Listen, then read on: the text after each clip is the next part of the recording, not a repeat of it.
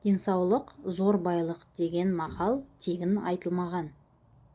Адамның басты байлығы денсаулық.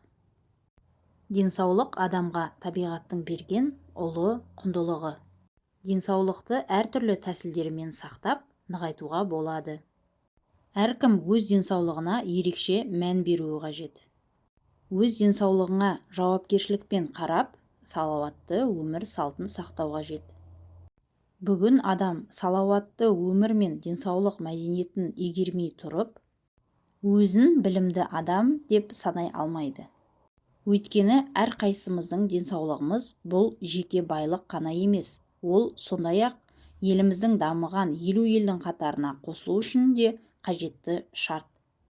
Яғни адамдардың денсаулығы да сол елдің өркениеттік деңгейін танытатын маңызды факторлардың бірі. Ал денсаулықтың негізгі шарты мәдени орта, салауатты өмір салты. Денсаулық туралы ақпараттарды менің парақшамнан таба аласыздар. Тіркеліп, лайк басып, комментарий жазып кетіңіздер.